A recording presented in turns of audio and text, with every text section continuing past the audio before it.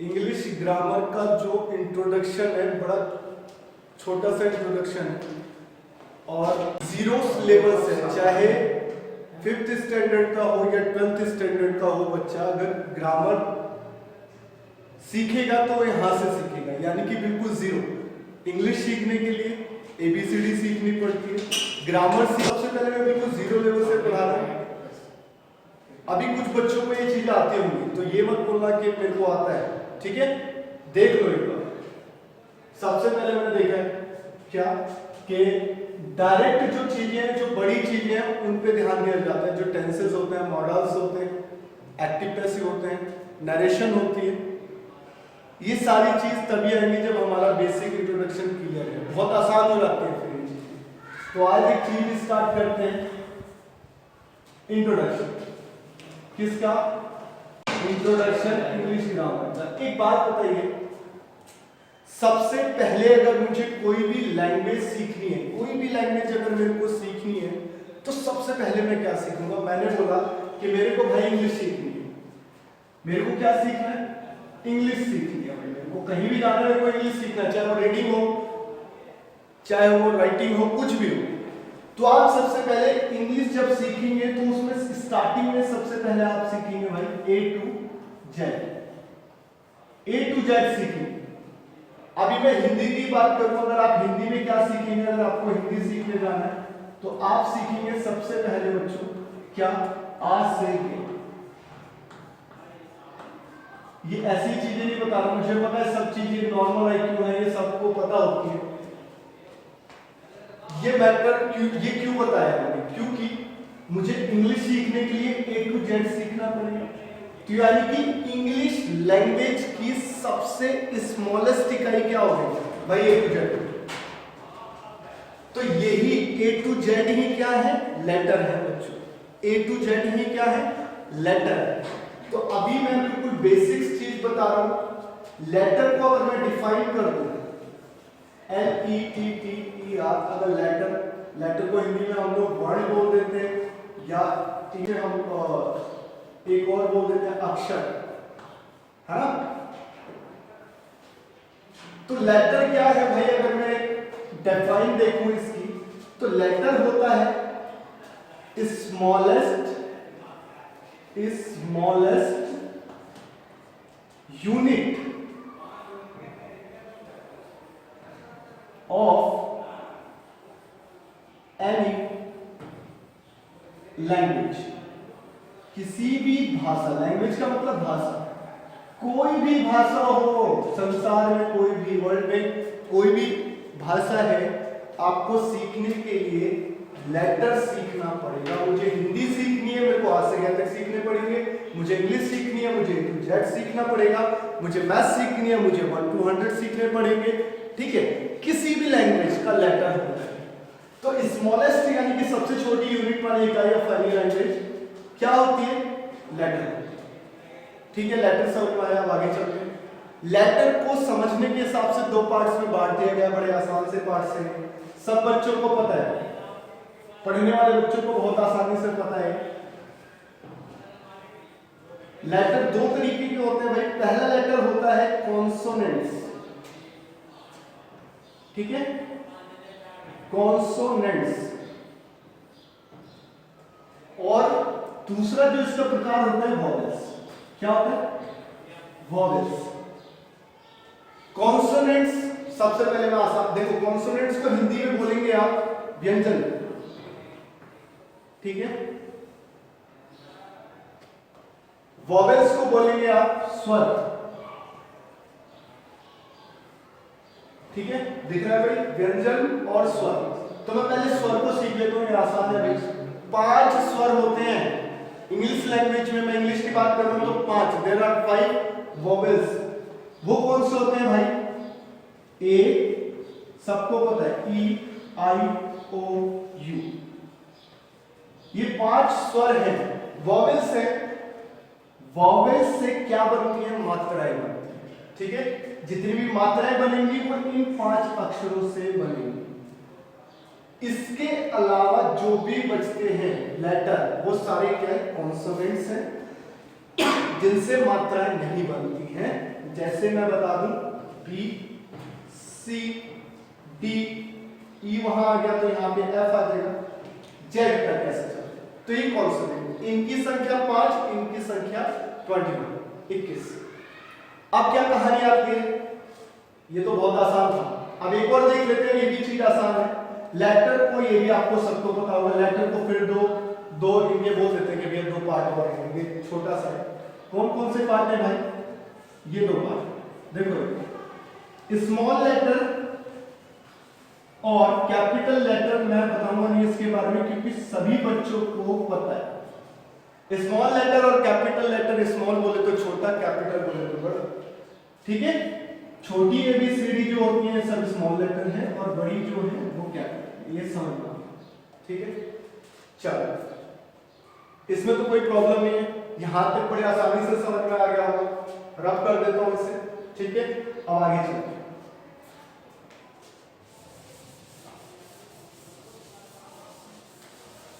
अब रब करने के बाद देखो, कोई भी चीज पहले वाले से कनेक्ट होती है, ठीक है। तो अब जो अगला जो चीज आएगा वो इससे कनेक्टेड है, तो मैंने इसीलिए इसे मिटोया नहीं, ठीक है। चेन चलेगी, एक श्रृंखला चलेगी, एक सीरीज चलेगी। लेटर के बाद जो दूसरी चीज आती है बच्चों, वो आता है वर्ड। क्या आता है? WORD, word. सबको पता है क्या होता है, हिंदी में शब्द बोलते हैं। क्या बोलते हैं? शब्द। डिफाइन में बताऊं भाई, कोई पूछेगा व्हाट इज वर्ड, तो आप कोई एग्जांपल थोड़ी ना दोगे उसका, आप क्या दोगे? पहले डिफाइन दोगे, फिर एग्जांपल दोगे। तो डिफाइन वही पता होना, डेफिनेशन पता होना बहुत जरूरी है। What is word? Group of letters, LETTERS, letters have some sense, SENSE, sense is called letter, is called word। सारा समझ में आया, बस एक नया शब्द आ गया, सेंस। भाई सेंस का मतलब होता है कोई अर्थ। अर्थ का मतलब यानी कि किसी, देखो मैं बोल रहा हूं तुम्हें समझ में आ रहा है ना, तो ये सेंस है। अभी मैं किसी और लैंग्वेज में बात कर रही हूं, आपको समझ में नहीं है तो वो नॉनसेंस है, कोई सेंस ही नहीं है उसकी। हिंदी क्या बनेगी? देखो, ग्रुप ऑफ लेटर्स, लेटर्स का ग्रुप जिसका कोई अर्थ हो, क्या कहलाएगा भाई? वर्ड कहलाएगा, शब्द कहलाएगा। अब लेटर मिले, मैंने एग्जांपल एक बताया, बड़ा सिंपल एग्जांपल मैं आपको बता रहा हूं, ठीक है। मैंने कोई भी लिखा, आर। आर क्या है? सबसे पहले मैं पूछूंगा आर, अगर कोई बताएगा क्या है? आर लेटर है। कैसा लेटर है भाई? कैपिटल लेटर, ठीक है। अब मैंने एक और कर दिया इसमें, क्या? ए कर देते हैं, बड़ा छोटा सा एक मतलब बनाने वाला शब्द ए। ए क्या है भाई? अगर अकेले ए को देखूं तो ए मेरा स्मॉल लेटर है, ठीक है। अब मैं किसे देखूं? एम को। एम भी मेरा स्मॉल लेटर है,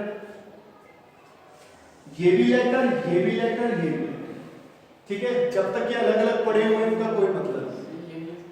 अब मैंने ये एक साथ कर दिया, जब मैं इन्हें एक साथ कर दूंगा तो बच्चे एक शब्द बन जाएगा राम। तो लेटर्स आपस में मिलने के बाद एक मीनिंगफुल एक वर्ड बना दिया, एक एक शब्द बन गया। तो क्या क्या बोलेंगे हम लोग कि group of letter have some sense is called word, ठीक है। अब इसी में मैं आपको एक अगला एक और बता देता हूं, बेसिक है ये, नॉलेज के लिए। जब भी आप कहीं पे जाते हो तो ऐसी ओरल, मैं नहीं बोलूंगा कि पेपर में आएगा, पेपर में नहीं आती है, बहुत छोटी चीज है, लेकिन जब जीरो से बात करें तो ये चीजें पता होनी चाहिए। अब देखो, वर्ड से रिलेट करता है, मैं बोल रहा हूं सीरीज चलेगी, वर्ड से रिलेट करता है बच्चों क्या? सेंटेंस। वर्ड से रिलेट करता है सेंटेंस। हिंदी में इसको वाक्य बोलते हैं। क्या बोलते हैं? वाक्य बोलते हैं। कुछ नहीं करना, बिल्कुल डेफिनेशन सेम है, बस लेटर्स की जगह वर्ड आते हैं, लेटर्स की जगह वर्ड आ जाएगा कैसे, ग्रुप, आसानी रहेगी, एक ही जैसी डेफिनेशन बता रहा हूं, group of many words have, भाई सेंस जरूर होना चाहिए, किसी भी बात का जब तक सेंस नहीं होगा वो बात तब तक यूजफुल नहीं है। Group of many words have some sense, SENSE, sense is called क्या, सेंटेंस। ठीक है, हिंदी बताने की जरूरत नहीं है क्योंकि सेंटेंस है, वहां पे लेटर्स था, यहां वर्ड आ जाएगा। वर्ड्स का मतलब शब्दों का वो समूह जिसका कोई अर्थ हो।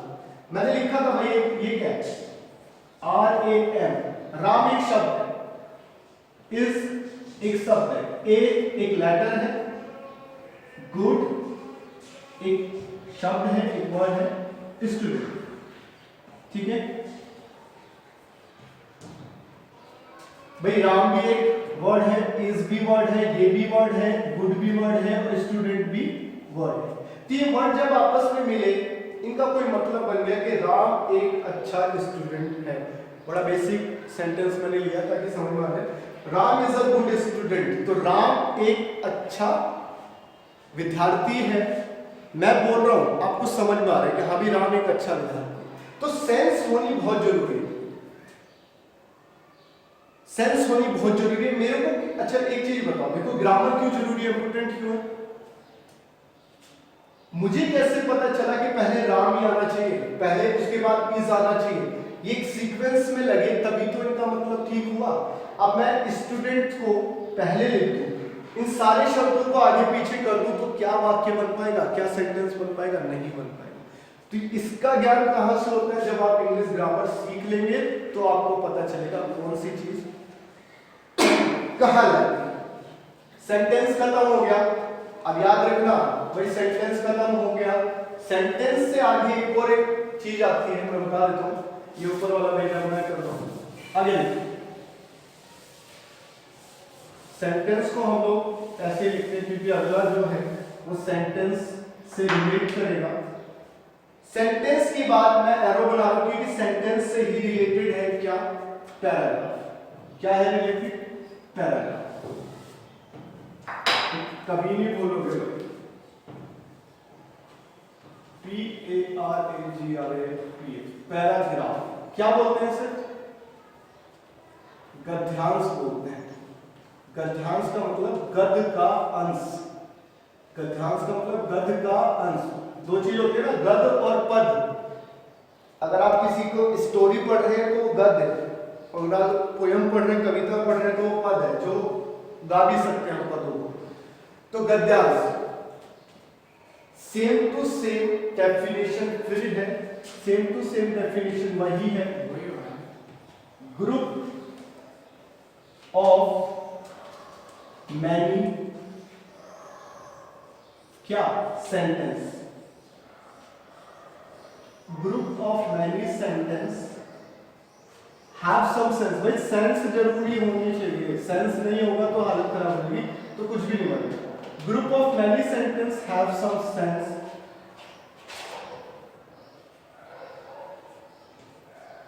इज कॉल्ड क्या? Is called paragraph. हिंदी बताने की जरूरत नहीं है क्योंकि सभी डेफिनेशन एक ही पैटर्न पे बनाएंगे। ठीक है, इज कॉल्ड पैराग्राफ। अब कहानी क्या बनती है देखो, बहुत सारे सेंटेंस जब मिलेंगे और उसका कोई मतलब बन जाएगा, उसका कोई मतलब बन जाएगा तो वो क्या हो जाएगा? पैराग्राफ। भाई अब देखो, Ram is a good student sentence है। राम के बारे में मैं दो चार बातें और लिख दूं कि he is very honest boy. ठीक है, ही ऑबेज हिज एल्डर्स, वो अपने बड़ों की आज्ञा मानता है।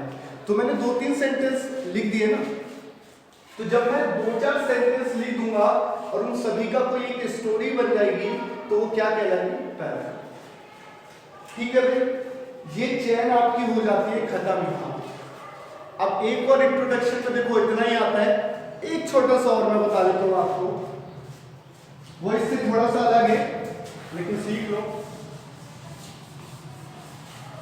सबसे छोटी इकाई, smallest unit of any language is called letter. सबसे छोटी इकाई लेटर कहलाएगी। लेटर बहुत सारे मिलेंगे, कुछ अर्थ बनेंगे तो वर्ड कहलाएगा। वर्ड बहुत सारे मिलेंगे, कुछ अर्थ बनेगा तो सेंटेंस कहलाएगा। सेंटेंस बहुत सारे मिलेंगे, कोई अर्थ बनेगा तो पैराग्राफ कहलाएगा। अब बात आती है किसकी? सेंटेंस की। एक बात है बस, ये मोस्ट इंपोर्टेंट है। देखो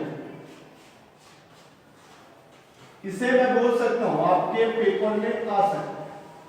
सेंटेंस वाक्य, दिन भर आप सेंटेंस ही बोलते रहते हैं, जो भी आपके मुंह से निकलता है सामने वाले को समझ में आता है वो सेंटेंस है। सेंटेंस बोले तो वाक्य। अब इसके दो क्या होते हैं भाई? पार्ट होते हैं। मैंने बताया पार्ट और काइंड में फर्क होता है। पार्ट और काइंड में फर्क होता है। एक ही चीज के दो हिस्से कर दिए मैंने तो ये पार्ट है, ठीक है। और एक ही चीज अलग अलग प्रकार की है, वो इसके प्रकार है, ठीक है। तो सेंटेंस के दो पार्ट होते हैं। पहला होता है बच्चों सब्जेक्ट। क्या होता है? सब्जेक्ट। और दूसरा होता है बच्चों प्रेडिकेट। प्रेडिकेट। सब्जेक्ट को हिंदी में बोलते हैं कर्ता, और प्रेडिकेट को इंग्लिश में हिंदी में बोलते हैं विधेय। ये इंपॉर्टेंट है, विधेय। दिख रहा है? ठीक है, चलो इसे डूअर भी बोल देते हैं भाई। इसे क्या बोल देते हैं? डूअर भी बोल देते हैं। यानी कि हिंदी में बता देता हूं मैं। सब्जेक्ट वो होता है सेंटेंस में जिसके बारे में बात हो रही है। सेंटेंस में जिसके बारे में बात हो रही है।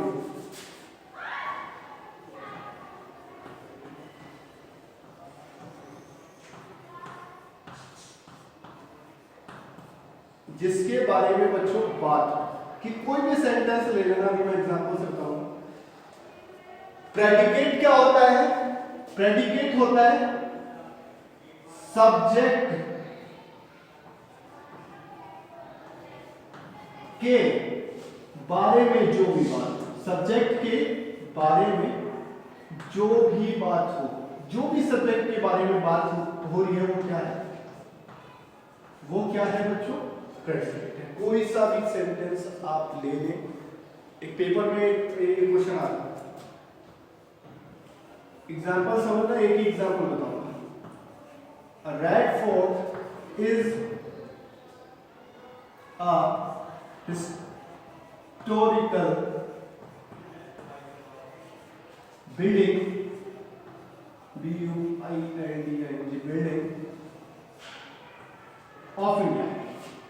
of India, ठीक है भाई। तो red fort is a historical building of. Find out the predicate and find out the subject. Subject बोला डूअर। अब इसमें तुम्हें डूअर तो समझ में नहीं आ रहा क्योंकि कोई काम नहीं हो रहा। ये स्टेटमेंट बोलते हैं इसमें, क्योंकि इसमें कोई बात कही या बताई जा रही है तो ये स्टेटमेंट है।